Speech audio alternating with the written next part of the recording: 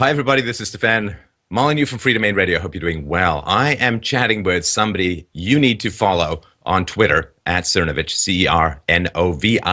Cernovich. You can also check out his website at dangerandplay.com. His name is Mike Cernovich. He is a former Army Reserve officer. He's a lawyer, free speech activist, a filmmaker. We want to mention a little bit about that as well.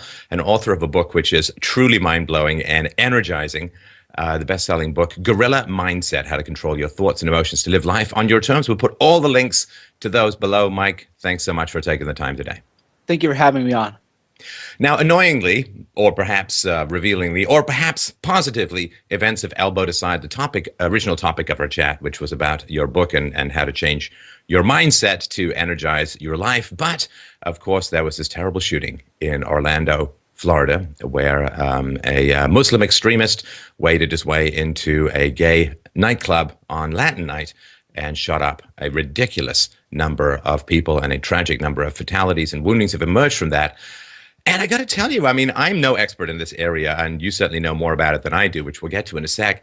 I couldn't visualize this attack. I mean, Florida in June is like ungodly hot, like surface of mercury hot. How does someone wade into a nightclub, especially when there's an off-duty cop outside engaging him? How does someone wade into a nightclub with that much ammunition, do that much damage over that extended a period of time? And it never quite gelled for me, sort of instinctually. And then, of course, looking at your website and reading your tweets, you've began to unpack some of this narrative and ask, of course, the essential questions, which it seems only people on the internet know enough or care enough to ask. So I wonder if you could help step us through how this attack might have gone down, what might have happened, and what the really important questions to ask are. Great. Well, to start off with, you raised a point that the media never does, which is you actually thought. You exercised independent thought and judgment and said, well, how could this could have happened? What most people who read the media don't understand is these so-called journalists don't think. The police will say, okay, there was one shooter, there were 100 bodies, this is what happened, and then the media reports on that as if that is objective reality. They don't actually think, well, wait a minute, what was the weather like? How much ammo would you need to kill all these people? How much would that ammo weigh? Where would you put that ammo on your body? How long would it take to reload? What weapons were used? They don't know it to even ask these questions because they aren't independent thinkers. So what I did was I looked at Pulse nightclub on Yelp, and that gives you a sense of the venue, and then that gives you pictures of what the place looks like. And I started to think, boy, it doesn't seem like you're going to get that many people in there to kill and wound over 100 people. Yeah, and it is one of these questions that really needs to be asked. I mean, the sort of evil genius might be something like have a couple of accomplices dressed up and in the nightclub to help you out. But it seems to me that I don't really follow the pattern of what happened. So this guy exchanges gunfire outside the club, gets into the club somehow. I guess a number of people escaped because I think there were 330 people in the club. I think there are 49 dead, and of course the one is the shooter, and about 50 injured. So that's 100. I guess there were 30 hostages. That's another 30. So I guess a couple of hundred people got out. Is it possible, of course, and it seems more than possible, that some of the fatalities may have occurred because of a result of stampeding and clawing and all the stuff that would happen in that kind of situation? Right, which is why we need the media asking real questions, ballistic reports. It's also possible that the people were killed by the SWAT teams who had the shootout with the shooter. Right. So, and that, because we know that the shooter, we know that he shot into the ceiling, at least according to reports. You've I think posted a very short video where you can hear 30 rounds going off in just a few seconds. We also know that he shot at the cops, exchanged gunfire because one officer was injured, saved only by his Kevlar helmet. So I'm just, maybe I've played too many first-person shooters where you watch the ammo bar go down, but it seems to me like, how could he have that many bullets? Right. So, yeah, let's unpack it. What you want to do is you want to say, okay, you have X number of dead people, X number of wounded people.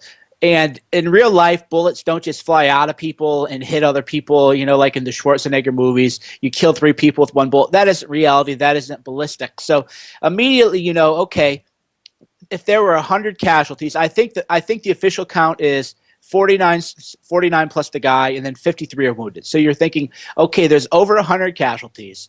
How many rounds would you need to take out 100 people. Well, you would need at least 100 rounds to wound and kill, and that would assume that you killed everybody with one shot, one kill, like you're some kind of movie character, which isn't plausible. So then you start to think, well, you'd probably need 5, 6, 7 rounds, even in an enclosed area per casualty. And then you start to think, okay, an AR-15 magazine is usually a 30-round magazine. So how many magazines would he need? Well, 8 to 12 magazines. All right, where's he carrying these? Where's the vest? How is he running around shooting all these people for hours? He's not physically fit. I'm sure that you've worn a vest, a weighted vest. Put on a 20-pound vest and go run through Florida at 3 in the morning and tell me if you really have the composure to shoot people. And then you have to think, okay, if he's shooting people, he's going to have an adrenaline rush, because plus he had the shootout with the police, plus he's a freak, plus he's a manic. So he's going to be huffing and puffing. He's going to be winded. He might have the adrenaline dump that anybody who's engaged in very stressful situations would have. So it doesn't add up that he would, one, be able to carry all that ammo, two, that he would be so accurate that he could kill these people, and three, that he would have the mental game or the mental fortitude needed to not completely freak the fuck out as he's shooting all these people. Well, and of course, it's a disco, so there's pulsing lights, there's people running all over the place. There may have been some counterattacks, of course, we don't know at this point, but it's not just like shooting fish in a barrel. I mean, there's lots of stuff going on that's going to make it hard. There are people hiding under bodies, there are people clawing over stuff, there's people hiding wherever they can, there may be people throwing bottles or breaking bottles and trying to counterattack the guy. It just seems like it would be a pretty chaotic venue. It's not quite like the Virginia Tech shooter, as far as I remember, chained the doors, leisurely went around and shot people, and this was not that kind of situation. And what pops into my mind, Mike, as well, is the shooting that happened at the concert in Europe last fall. I mean, you've got multiple shooters who actually had grenades. They detonated themselves with suicide vests, and they had one huge hall, not this sort of two main dance floors kind of situation. There were 1,500 people at that venue. And so they got all of this hardware, all of this explodey stuff, suicide vests, grenades, and so on, 5 times the number of targets, and they still only managed to kill 89 people. So the numbers to me just seem like they're circling each other without lining up. Right. There's 300 people in the club, and 100 of them are killed or wounded. That's a 1 in 3 casualty rate. One guy with one gun. It doesn't make any sense. And a lot of people have created different hypotheses that it would have been very easy for one of the shooters to have gotten out with the hostages, right? So right. maybe he's in there with multiple shooters. There's a multiple shooter scenario. During the carnage and chaos, 1 or 2 slip out. By the way, there was a phone call that an eyewitness said that the shooter made. Now, we always have to understand when we're dealing with eyewitness testimony, you can never accept anything as gospel. But according to this witness, the shooter made a call, and he said that there were 3 other people, that there were 3 other shooters involved with him. So maybe not. Maybe that was an incorrect interpretation of what happened. Maybe the witness hallucinated. We can never know. But that would make a lot more sense. And we also know that the government does not want us to realize that ISIS is here. They are here. They're active terror cells. They want to perpetuate this narrative that these are lone gunmen, because otherwise it would go against the globalist agenda. People would be really afraid, and people would want to shut down the influx of these so-called refugees from the Middle East.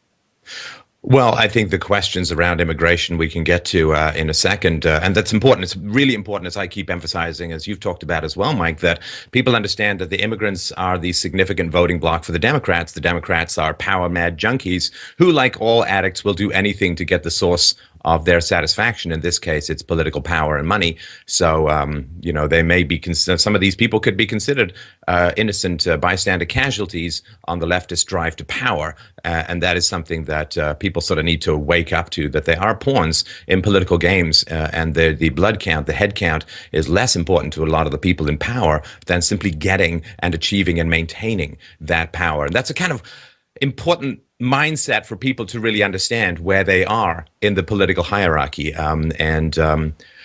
This question as well of whether all of the victims were shot.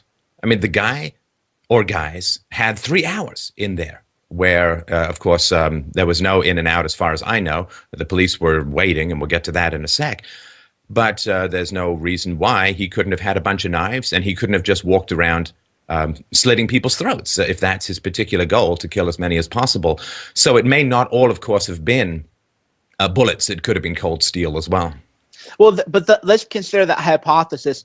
The amount of gore and the bleeding out that would have happened, you'd be sliding all over blood. It would be the kind of gore that people haven't seen. Now, maybe this person was some kind of, I mean, let's pause for a minute. Even if you're a sociopath walking around and slitting people's throats, and the gore, the gurgling, the screaming, that's the kind of scene that few people, even trained people, could comprehend. So we have to, if we think that he's doing this, then a lot of things must be true of him.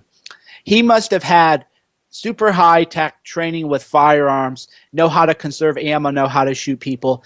He must have had a will of steel, the kind of will, a Kaiser Soze kind of will, a will that ordinary people can't comprehend. And there isn't any evidence coming out that would support that hypothesis about him, that he's this super soldier, he's this Kaiser Soze, he has an iron will, a will of steel that none of us can comprehend as mere mortals. So again, whenever we postulate these kinds of alternative scenarios, we have to think, well, what kind of man, or what must be true of this man in order for this to happen? Is this really a Kaiser Soze type of person? It sounded like he was unstable. He beat his wife before.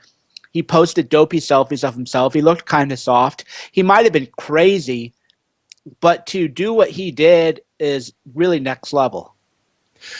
Well, and if he has this sort of iron Nietzschean will to power, to destroy, to murder, to perform the kind of butcheries that would be, I don't know, 1 in a million kind of person could do that without freaking out, it doesn't make much sense to me. Like he was harassing this cop. When he was working at the security company, he was harassing this cop.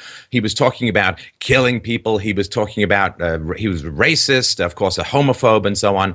So if he has this massive amount of self-control, why on earth would he be broadcasting and spreading all of this crazy stuff before doing this kind of action? Wouldn't you want to keep it coldly under wraps and appear perfectly normal to people?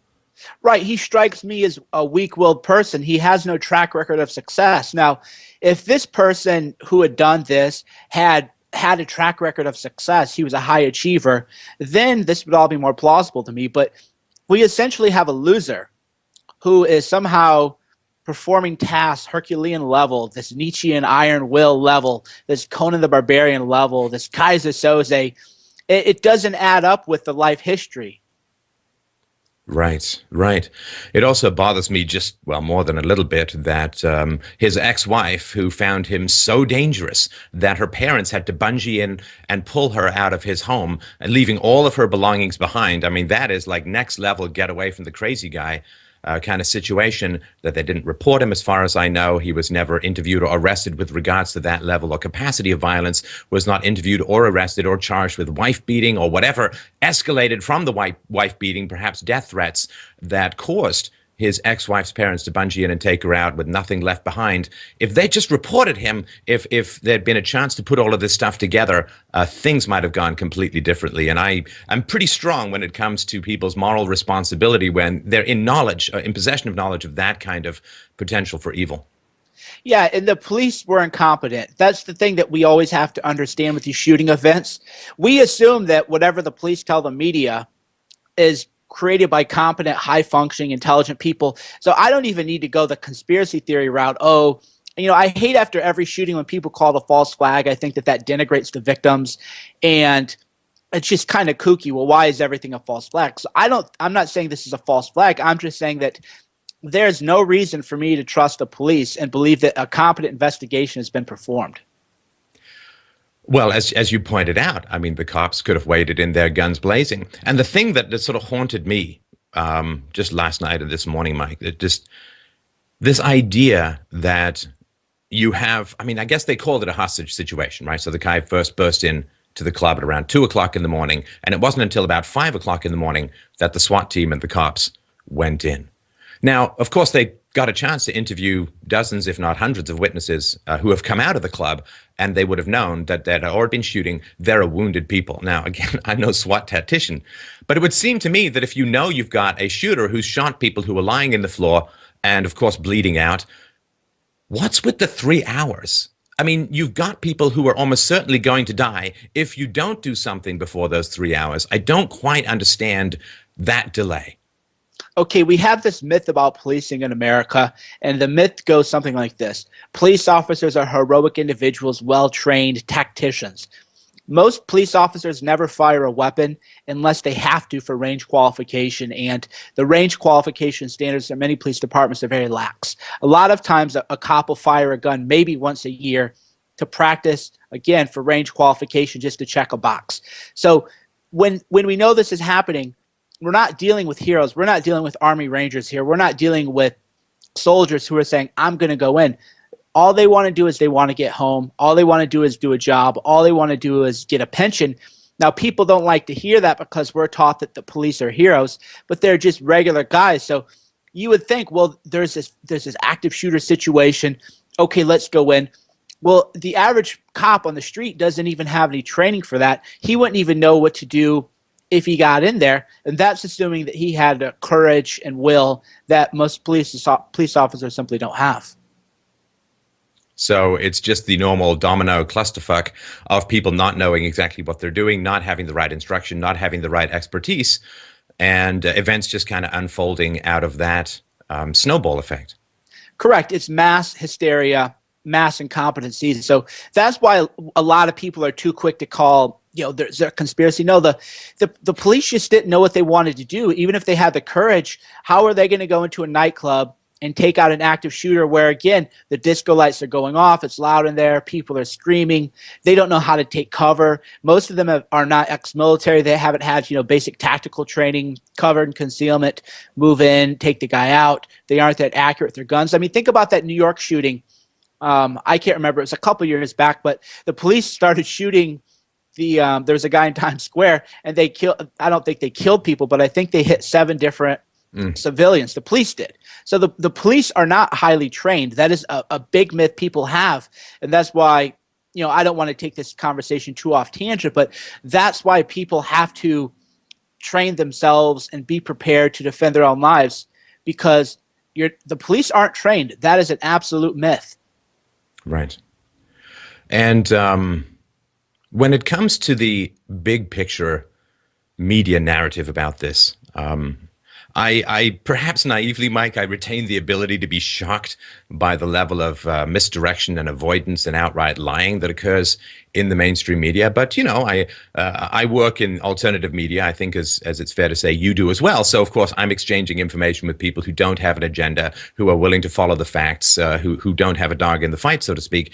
When it comes to the mainstream media, reporting this as a mass shooting seems to me entirely wrong to the point of openly dishonest. The shooter, according to the witnesses, said that you stop bombing ISIS. That was sort of his demand with regards to why he was doing what he was doing. So if America, bombing ISIS as they are doing, if somebody attacks in America because of America's military objectives, that's not a mass shooting. That seems to me that would be an act of war. Now, again, is it organized? Of course not, right? That's sort of the next generation warfare that we're all kind of stuck in at the moment, where nobody wears any uniforms on the other side and so on, and civilian targets are legitimate. But that's not just a mass shooting, like some kids played too much whatever and went crazy. Not that usually happens, but they went crazy and just shot up a school. This is a military response to military goals and military actions, which is the bombing of ISIS. So reporting this as a mass shooting is just disingenuous to the point of treason, seems to me. Yeah, I've learned 2 things about the media. One is that journalists are not intelligent, and 2 is that they are dishonest and paid by the power elite. So whatever little faith I had in the media, it went away with the Michelle Fields hoax. In real time, yeah. In real time, we watched it. That's why I tracked it so carefully in real time. We had a Washington, and I'm sure your readers are caught up, so I won't, dear listeners, I'm not going to bore you with the details. But long story short is we have proof that a woman lied and claimed she was assaulted, and a Washington Post reporter who witnessed it wrote an article saying, I saw her be assaulted, and she was crying afterwards. And then we saw videos proving, wait, none of this happened. Well, that was an actual media hoax in real time that before the power of the internet, before the power of social media, would have become conventional wisdom. So these are dishonest people. Now, the thing you have to look at, and I know that you don't like to go this way because you still have, I think, a little bit more idealism than I do. And the media, there is an agenda of globalism. There is a media of destroying West. And I know most people can't comprehend it. They say that I'm crazy, but all facts point this way. There is a deliberate agenda within the media to destroy Western civilization. It's nihilism. It is a death cult. And if they reported the truth, more and more people in America would wake up and realize Western society is worth fighting for. So because of that, they're going to call it a mass shooting rather than what it is, which is an act of Islamic terrorism. Right. Now, you used the word globalism a couple of times, and I just wanted you to unpack that, not just for the audience, for me as well. People use that term to mean a bunch of different things. What do you mean by it, Mike? Globalism is the idea that there should be no borders, there should be a total free flow of labor, and that there should be no national culture. Nationalism is taught as a dirty word. People say nationalism is dangerous, right? The idea that there should be a national identity, an American identity, a French identity, an Israeli identity. Well, no, you can have an Israeli national identity, but if you say that you have an American identity or a French identity or a Canadian identity, that's a problem. But you can say you have a Mexican identity, and you can bring a Mexican identity into the United States and fly your Mexican flag, and suddenly, that is okay, which is awfully peculiar. So I use globalism as the understanding philosophically that nations don't have the right to exist as nations qua nations. Well, of course, the argument, I guess, would be that Mexican identity is useful only insofar as it destroys American identity. It's, not useful in and of itself. And then after that, they'll turn on the Mexican identity. But exactly. Yeah. Now, this general idea that, the one ring to rule them all, the one ideology to rule the world, there are, to my memory, only two ideologies that have really made that claim. The first, of course, is communism, which was a worldwide revolution. It was supposed to impose itself on every political system and overwhelm every political system on the earth. So the first, of course, is communism, which has largely been discredited, and it's kind of reforming itself in generic democratic socialism or leftism or whatever you call it. But the other, of course, is radical Islam, which wishes to take an ideology and impose it upon the world and can't really rest content until it has done so. So it's interesting to me that these two ideologies, one, of course, which is totalitarian and anti-theistic, which is the communism, and the other, which has totalitarian elements for sure, but of course is very theistic, which is radical Islam, that these two situations seem to be working in concert in the West, in that you have leftists protecting radical Islam, and you have radical Islam not confronting socialism. And it seems that there's like these sort of, Star Wars, these two sides of the garbage thing, crushing in on our remnants of freedom. Yeah, and the agenda above all that, of course, is if you think about the world rationally, you understand that the biggest threat to the globalists, to the people at the very top of the food chain, is upward mobility. And you want to destroy upward mobility of people by suppressing their wages, suppressing their income, suppressing opportunity, making them not have any hope, making people feel nothing but despair and fear and hopelessness. And that is being done at the course of the very top, the banking establishment, the globalist banking establishment, Bilderberg, that kind of thing. So Islam is just a pawn of the globalists, because here's why. Islam shouldn't be a problem in America. We should just say, we don't need anybody from the Middle East coming to the U.S. We don't need immigrants, period. America will be just fine and dandy. Yet somehow people have been brainwashed into believing that America needs immigrants, that we somehow need more people in our country. America doesn't need immigrants from any nation. We're fine, and we'll be fine without them. But when you say things like that, then all these people from think tanks who are funded, again, by the very people at the top, well, if you did that, the economy will shut down, even though we have 20% unemployment if you actually look at people who are not in the workforce and who are on disability. So you want to go deeper and realize that there are people playing with the chess pieces at the top. So guys like me, I'm all the way, they could have me in a car accident gone in a second, but they're using these ideologies and they're trying to spread these ideologies. Why, for example, does Europe need Islam? That's not rhetorical. Just if you're a logical person, you're an intelligent man, give me one good reason why Europe needs anybody from the Middle East to immigrate into their country. Well, I mean, the two answers that pop into my mind is, number one, there's this myth that depopulation requires new population. And since it is easier to bring in adult taxpayers than it is to grow taxpayers from scratch, right? So the people who are in power, the politicians, they are running out of money. I mean, more than running out of money. I mean, they're burning through it like you couldn't believe, right? Because they've got a whole retiring, aging baby boomer population, and they have a demographic collapse among the younger people. Who can't find jobs, who are miseducated, badly educated, propagandized, who've gone through terrible schools, can't think, can't reason, can't challenge, can't build, can't grow, can't make companies, can't do any of these things, I mean, for the most part. So you've got a kind of demographic and taxation collapse. Some politicians don't want to own up to the fact that the bills can't be paid, so they like to hoover in a bunch of people they assume will immediately start paying taxes. And that could be an argument, you know, at a sort of amoral resource shifting perspective. That could be an argument for that.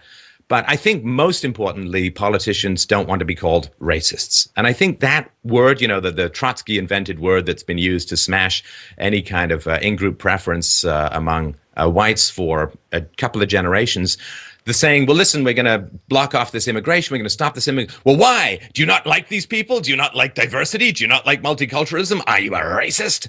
And I think that combination of not wanting to tell the people that you can't afford all the stuff that's been promised. What are unfunded liabilities in America running over $100 trillion? I mean, it's lunatic. I mean, it might as well be a quintillion, billion, dillion quill dollars. It doesn't matter. They can't possibly pay for what they promised. They don't want to say that, and they don't want to be called racists. And I think that's the corner that a lot of people are in, maybe who aren't in on some big scheme, but are just trying to survive the next 5 minutes of media coverage. Now, I like what you did there. So the question I asked you was, as a rational thinking man, could you give me a good reason to bring in people from the Middle East? And your answer is, no, you can't. You have to immediately say, well, this is what they would argue as lies. And that's the whole point. Those are the questions we have to ask. You're a smart guy. There's nobody running things at the higher up level who are smarter than you. And there's no good reason that you can come up with for the idea that you should bring in people from a third world population into a Western civilized country. It's simply not logical. Intelligent, rational people would not say, oh, we have a demographic issue. We should bring in people who are uncivilized and whose cultural values differ from ours, right? And then to the latter point, which I think is fascinating, is as Americans, we have watched what happened in Europe. We now have empirical data proving that when you let people come in from the Middle East in massive numbers, it destroys the culture, it increases the rate of sexual assault and rape. They don't actually become productive members of society. They don't assimilate. They take welfare. They commit crimes. So in America, there's not a single person who's intelligent and rational and has any kind of thinking power who would say, yeah, Europe tried it. We saw what happened there. As a matter of just empirical reality, what they tried is false. They are wrong. And yet we're now being told by Paul Ryan, again, because it's a globalist agenda, there are people much bigger than you or I involved here. And we're being told by Paul Ryan, Hillary Clinton, and Obama that we need to let in up to 1 million people from the Middle East in a year. In what world does that make sense? Well, I was really struck by what you said earlier, Mike, about upward mobility being a great challenge to the globalists or to the sort of power elites. And one of the things that has struck me, which is a very unreported on and I think unacknowledged factor in the growth of state power over the last couple of decades, is there's been a huge reduction in violent crime. Now, discounting, or I don't want to sort of skate over or completely ignore the Ferguson effect for the last year or two, but overall, it's gone down enormously. Relative to times of the past, whether that's, better parenting or they got lead out of the paint or whatever it's going to be, there has been a significant reduction in violent crime. Now, if violent crime goes down and incomes go up, what happens is people have less need for government because they're less threatened by criminals and they have more money themselves to pay for services that may be provided by people that replicate government services like security or protection, private security guards in a gated community or whatever. And so if people are more wealthy and crime is going down, the need for the state begins to diminish. And of course, the need for the state diminishes. If people are earning their own money, then they are focused on reducing taxes because they don't want to pay that much in taxes. If people aren't able to be employed or are sucked into welfare or sucked into disability, then they become dependent on the state, and they will vote for bigger and bigger government because they're on the receiving end of the gravy train, not on the paying end. So I think this sort of reduction in crime and the great wealth accumulation that has occurred over the past couple of generations, I think has threatened the basic perception of the need for the size and power of the state. And it seems to me fascinating that as crime is being reduced through a variety of social factors, people who have a tendency to commit a lot more crimes are being imported into countries almost like the government sells you protection. Oh, you don't need as much protection? We can fix that. Yeah, it's I always tell my people, my readers and stuff, I go, just imagine if you wanted to destroy America, what would you do? And if you start from that proposition that our leaders in government are not good people, they're not well-meaning, they're amoral power mongers, and that they're sociopaths in many cases, then start from the proposition that they're not trying to lead us. Start from the proposition that they want to destroy the fabric of Western society. When you look at it that way, everything that they're doing makes total sense. Let's get the genders to wage war on one another. Let's make men wonder, should I even have sex with women because I might end up as a rapist? Tell women that you can have it all and that there are no biological realities to pregnancy, and let them think that, oh, if I'm 40 and I want to have a kid, I can just have a kid as easily as if I were 25. Let's import a criminal thug population. Let's import a toxic ideology. Let's create these structures that say, if you call any of this out, you'll be a pariah and you won't actually be able to earn a living. You won't be allowed in the media. You won't be allowed to work in any kind of television network. You'll be publicly shamed by these other media outlets. So even if you have a job completely unrelated to media, you'll lose that job. Well, when you look at what's going on and what's happening, and you look at it from the idea that they do want to destroy Western civilization, I would say that we have the most competent leadership we've ever had in the history of America. You mean they're good at being evil? That's Exactly. They're experts at it, and they're PhD level in malevolence. And of course, there is that old thing which struck me when you're talking about the cops, that never, you don't have to explain something with malevolence if incompetence can serve. But I think that the incompetence, if we could call it that, with all the stuff that's been going on over the past few decades, is so much in the same line towards the destruction of historical values, all at the same time. And this is what's so mind-bending about it, is at the same time, Mike, that they claim they love things like diversity. And diversity is one of these neutral words. I mean, nobody even knows what it fundamentally means other than, I don't know, people like different music and different foods. Hey, so do I. That's not a bad thing. But this idea that diversity is a value, okay, well, even if we accept that it is, it doesn't take more than a moment's thought to say, okay, well, if diversity is a value, importing intolerant cultures is going to damage diversity. And if diversity is a value, should we not be bringing or allowing people into our country or countries that value and promote diversity, that from a culture that values and promotes diversity? If not, then diversity clearly isn't a value. And so it seems to me that diversity simply means the inability to criticize all non-Western cultures. That to me all seems, that's what diversity seems to, it's just a basic form of gag censorship, saying, shut up, Westerners, and don't criticize anyone who is not part of your culture. And we'll just call it diversity because censorship sounds, kind of ugly. I saw a great picture that floated around a year or two ago on Twitter, and it said, wow, such diversity. And it's from like the Canadian Broadcasting Channel or somebody. And there were no white people in the picture. And diversity actually means anti-white, especially anti-white male. And as gay men are finding out, the gay men are actually finding out, like, you've been relegated to us over here, us white guys, because now it's all about these other different interest groups. So diversity means anti-white, especially anti-white male. It's as simple as that. Watch how they use it. Nobody says the metro system in Washington, D.C., 97% of the drivers are black. Nobody is saying, well, we need more diversity because that's way too many black people. You should have more white people in there too. You never hear anybody say a Chinese community needs to be more diverse. You never hear them say Thailand isn't enough diverse. You never hear people say Israel is not diverse. The only time you hear diversity mentioned is in reference to white Western countries like the UK, France, and the US. So diversity is anti-white. What was the development? I mean, I think I agree with that perfectly, but what was your development along the lines of these ideas? I'm almost really fascinated what sort of the major turning points are. Very few of us are born this way, and Lord knows you don't get this kind of stuff at government schools or heaven forbid, social justice warrior infested public or private universities. So what were the tripwires for you that got you to these kinds of perspectives, Mike? Steve Saylor and Ramsey Paul are probably two of the more influential people who red-pilled me, as the kids say these days. I would note, Steve Saylor had a great line, which is called, there's a war on noticing. So if all you do is as a human being, you notice patterns, these patterns are empirically verifiable, then you're in trouble, right? Well, you can't say that. So we've moved from a world where you observe the world, you make rational analysis, to we have these so-called hate facts. Well, sure, it is true that some groups of people commit more crimes than other people, but that doesn't matter. You're not allowed to say that.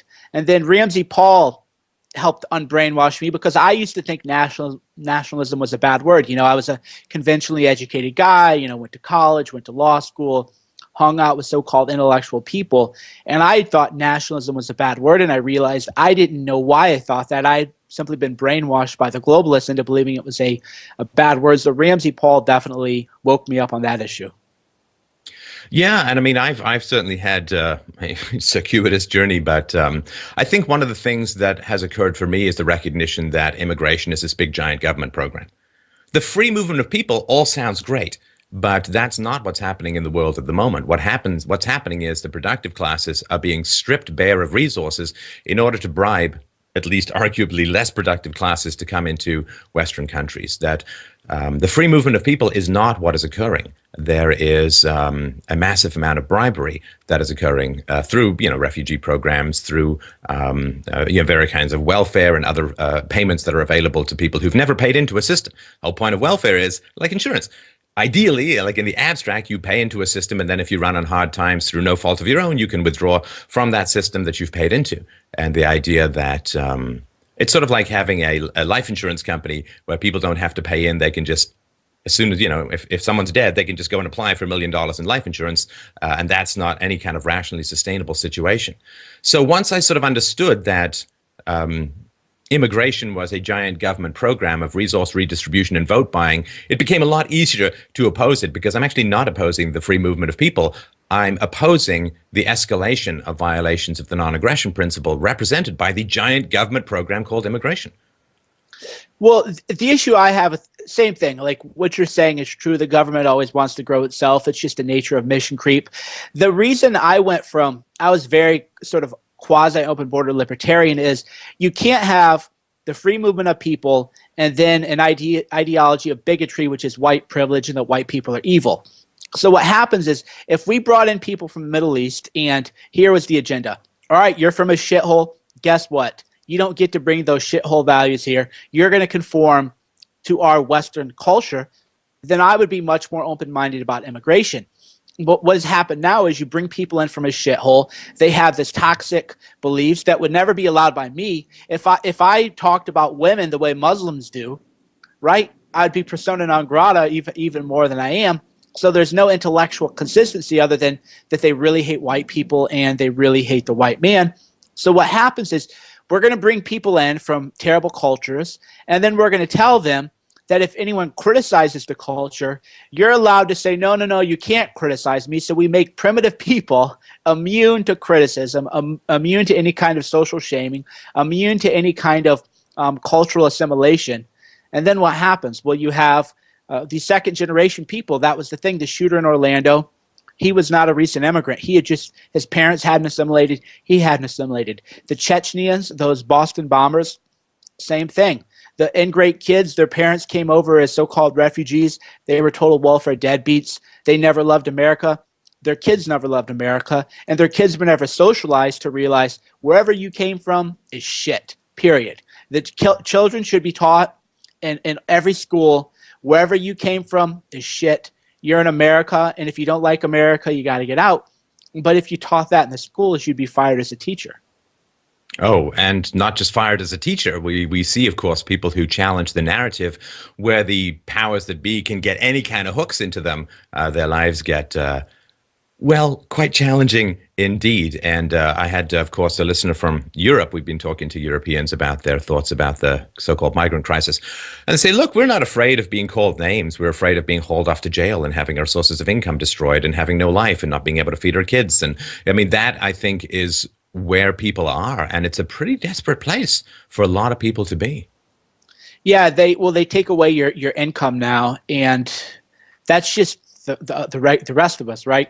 That's the idea. And then the government, they'll audit you. There's a lot of ways that they can jam up your life. In the U.S., fortunately, we do have the First Amendment. We do have free speech, and we have to fight very hard to keep that. Otherwise, yeah, we'll end up. I mean, Europe is done. I lived in Paris for 3 months, and it was like it wasn't like what you would imagine being in Paris was. You're walking around, you better watch your back. People are mean mugging you everywhere. And by people, I don't mean native French people. I mean this immigrant population that they've accepted. They look angry. There are 8,000 Jews actually. You know, not to go off on too much of a rant, but I think it's hilarious that the media is saying, okay, so the media is telling you, my God, there's these people on Twitter and they're posting a frog, and the frog has a swastika, and the frog is putting people, Pepe the frog is putting people in gas chambers. Oh my God, this is terrible.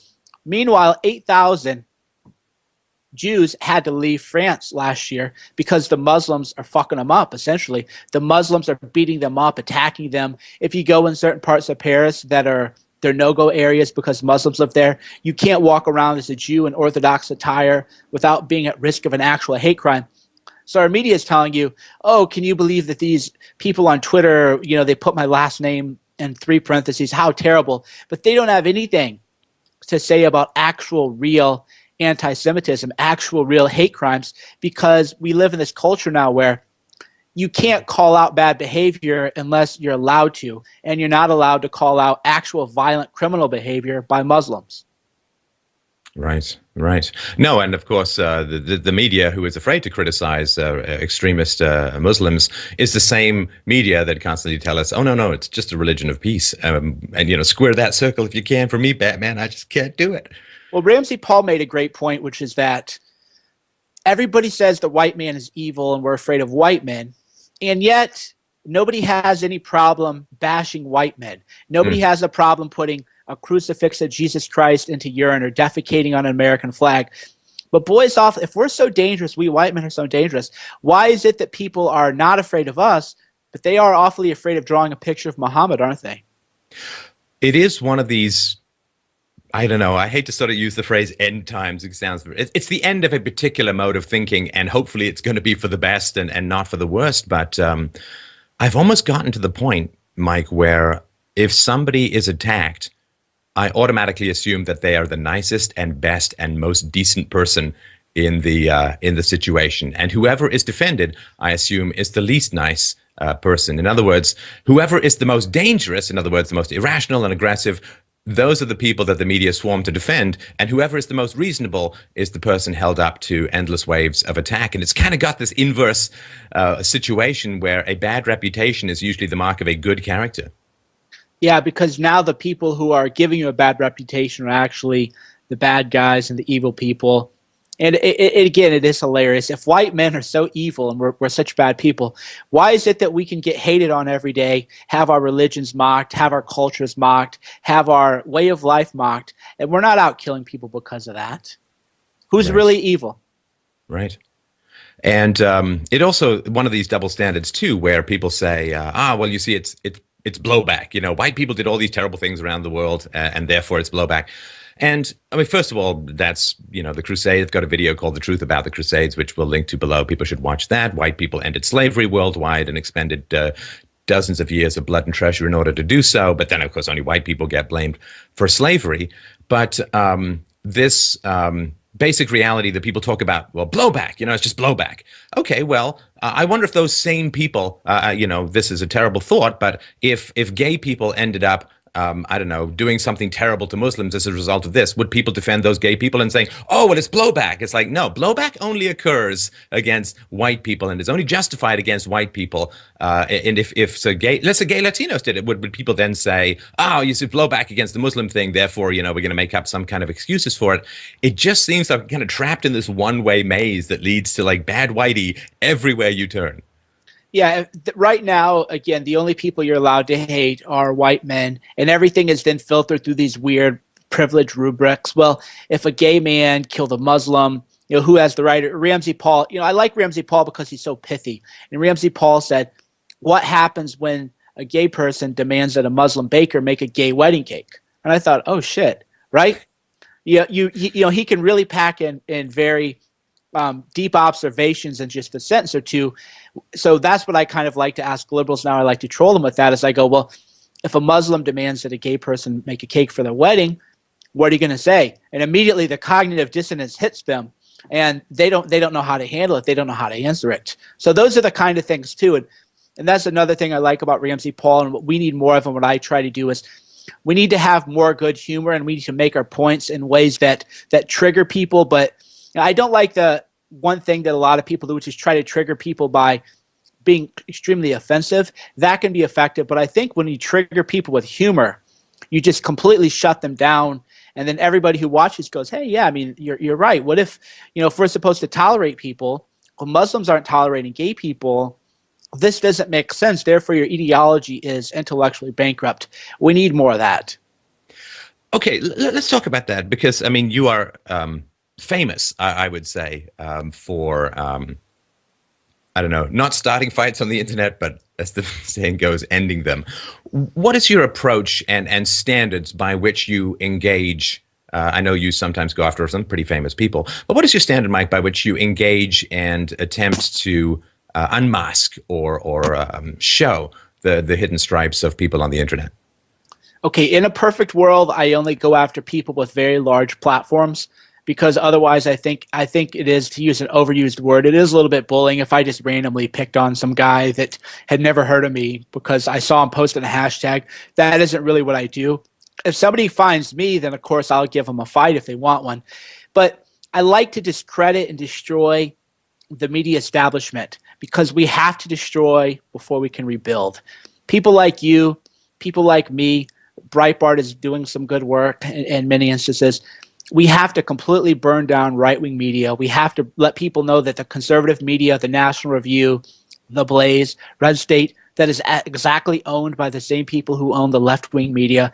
So my goal is every day to discredit the media, because by doing that, more people are able to wake up, because the media has such a stranglehold on our minds. So that's my big approach is, am I discrediting narratives that are spread by the media? Yes. Am I destroying the media? Yes. So every day I try to make people trust the media less. Which, of course, opens up people to look for alternatives to media control and programming, which I think certainly helps people like you and I and the other people who are involved in this noble endeavor. Now, you've also talked a little bit about, when people hear about these terrible situations like this attack over the weekend on the gay nightclub, I think people feel a certain amount of anger and despair. Now, anger, I'm with Aristotle. Anger is a very positive and powerful emotion if you know how to express it in the right way about the right topics in a way that has a positive effect on the world. So the anger I'm a big fan of. The despair is the worm that eats the apple that could otherwise feed you. And you've had, I think, some great things to say, Mike, about how people can fight the despair, the paralysis, the overwhelmingness and feeling of helplessness and futility in the face of these powers and these decisions. What would you say to people to help them to act in positive ways? Well, as logical people, we have to recognize that the way we feel is going to be controlled by what we're looking at, what we're choosing to focus at. And we also have to focus on what's in our control. So here's what happens. There's a mass shooting, and if you really fully comprehended it, you would have post-traumatic stress disorder. It's immense suffering. But you have to realize that that is happening every day, everywhere. There's nothing you can do to stop it for the most part. But what you can do is, we all have family. We all have friends. There are people who died that night They have loved ones who said, boy, I wish I hadn't been in a fight with that person. You know, I can't believe that I had a chance to make amends, but I let this petty grievance, you know, distract my real life. So we need to focus as educated people and as citizens. Yes, we do need, you know, to be active participants in democracy. We do need to be aware, but we need to focus on those human relations. We need to make sure that today could be the last day you ever live. Do you really want it to end without letting people know how you feel about them, letting people know that you love them? Do you really want to let grudges and old drama and old beef over nothing? What if that's the last time you see that person? Right. Yeah, there's a shadow side to that as well. And you mentioned it in Guerrilla Mindset about sort of toxic people and so on. You know, and I feel sort of emotional even just talking about this, but I also think of the people who facing what obviously was, for some of them, turned out to be certain death in the nightclub attack.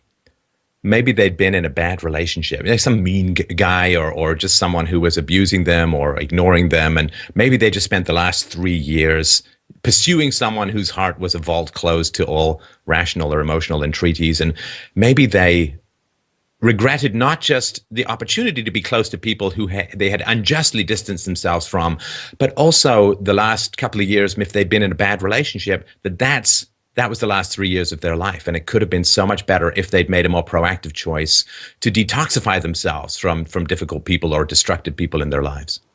Yeah, so today could be my last day. So I always want to make sure that I'm living a life that I can be proud of and that I won't have any regrets on. So yeah, there are two sides to that coin. One is you don't want to let nonsense, you know, end a relationship. But two is, yes, if people are genuinely toxic, then today could be your last day and you're spending all of your time and all of your energy focused on negative people, focusing on toxic people, focused on family members who they actually want to hold you down. They don't want you to live life how you want to do it. They don't want you to live your life vision. Yeah, you know, you have to get rid of those people. And you have to recognize that we as people, anything can happen today. Could be a car crash, could be an asteroid hit, you could get mugged, you could get shot. That's why we have to prepare for life too, and that's why it's important to, you know, meditation or prayer, spending time with friends and family, trying to eat healthy, you know, trying to go to the gym, trying to be physically fit. We have to prepare for the daily challenges of life because we do never know what's going to happen that day. And more importantly, we don't know when it'll be our last day, so we want to make sure that we're living a vision life, right? A visionary life, a life of purpose. Because otherwise your time could be up today. So there is no tomorrow. You always hear people say, you know, I have this dream. I want to do this. I want to do that. Well, tomorrow you might not have. Today might be your only opportunity to do it. So what are you waiting for? So, Mike, I'd like to talk to you all day, but the last thing I really wanted to get across to the listeners is I'm quite excited about the film that you're working on about free speech. Somebody, I think I remember it was you or someone who said, free speech, you really know you're using it when you're a little nervous about what you're saying, because it means you're not going to be boring or cliched. Where people can disagree with you, that is where civilization occurs. If we all agree, in general, whoever you agree with, and the larger the number of people you agree with, the more likely you are to be wrong. But what's the impetus behind the movie? Where is it at? When's it going to be out? And how can people get it? All right. The big theme of the film is to tell a kind of story of free speech in America, and that'll kind of cover the West, and it's called Silenced. We think that there's a war on free speech brought by the government, but the government, by and large, in America, you're not going to get in trouble with the government for what you say on Twitter. But the rest of us are censoring each other. Oh, you said that, I'm going to unfriend you on Facebook. Oh, you like Donald Trump, you know, I have to unfriend you on Facebook. Oh, you posted a tweet, I'm going to report that to Gawker, and Gawker is going to write an article about you, and we're going to ruin your life, and we'll never get you a job ever again. So this is culturally, we have this attack on free speech and this attack on free thought and this attack on dissent. And the point of this movie is we've talked to all kinds of people. We talked to Alan Dershowitz. We've talked to Scott Adams. We've talked to people that you've seen on Twitter, Gavin McInnes. We've talked to Anthony Cumia. And the idea is people like us, people like you are actually the cool people. The people who want to censor people, they are the assholes. They aren't the good guys. We're kind of, and we don't want to make it so black and white that there's a good guy and a bad guy, but free speech is cool. Thinking for yourself is cool. The people who want to silence you, those are the people who aren't cool. As far as the release date, we'll be entering Silenced into some film festivals. So the release date will depend on, what is accepted, but it will be done by the end of August. Right. And this idea of the horizontal attack, if you can get slaves to attack each other for talking about freedom, you don't need a lot of overseers. And the degree to which we're willing to horizontally attack each other for saying things that are startling or unusual or thought-provoking or even offensive. Oh, especially offensive. That's usually where the real, you turn the earth to plant the seeds and the earth gets disturbed. But the degree to which we're willing to attack each other is the degree to which we can have a big and powerful state. Because when we attack each other, you need far fewer enforcement costs, which means that the more profit for the state, bigger state, and so on. So people, they always want to look upwards and say, how am I going to get rid of this giant ziggurat of power over me? And they don't understand that it flows and is fed by our willingness and sometimes our eagerness to attack each other. Well, here's what I noticed, and this was another awakening I had during the Bales of Wall Street. I used to be a libertarian sheep who believed, oh yeah, Wall Street, they should be allowed to create any financial instruments because of free markets and everything else. And then once the government bailed them out, I realized, buddy, you'd been played. But here's how I kind of started to think about things. Wall Street has public relations firms. They have public relations arms. They own people in the media. Why are regular people ever defending Wall Street, right? Think about, well, we should protect Wall Street because they're job creators. And I started to think, I said, you've been brainwashed into not helping your fellow man, not helping people who actually care if you live or die. And you're investing all of this emotional energy into political figures. And even though I support Trump, I don't have an emotional connection to him. I think he's best for America. But emotionally, I'm not, his rise and fall doesn't impact me emotionally. Emotionally, it's about my family, my friends, the people that I can help, Danger and Play readers, Guerrilla Mindset readers, that kind of stuff. And that was another awakening that we have to have as a people. Why do we feel that we need to take energy and defend the politically powerful and the rich? Why do we feel like we need to attack each other? And then you start to think, oh yeah, we are being used as useful idiots. They're making more money. They're looting the country. They're gaining power because we're all distracted fighting each other. And that fighting has to end. Yeah, it is a tragic cycle of history that freedom brings wealth, and wealth attracts the parasites and the leeches and the controllers and the power junkies who then use the accumulated wealth to feed themselves at the expense of the future. Well, Mike, really, really enjoyed the conversation. I really want to urge people to go to dangerandplay.com, follow Mike on Twitter at Cernovich. Again, we'll put the links below. Your Twitter output is prodigious. I assume that there were 9 of you going to join us in the conversation today. And your thoughts and originality are always powerful. And the book, Guerrilla Mindset, is, it's a good audiobook. You can get it very easily. It's worth reading, and it really will jolt you out.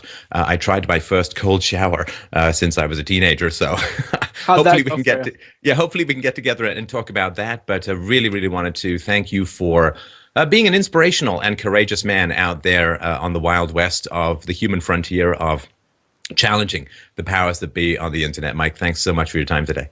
Thank you. It was fun. Take care.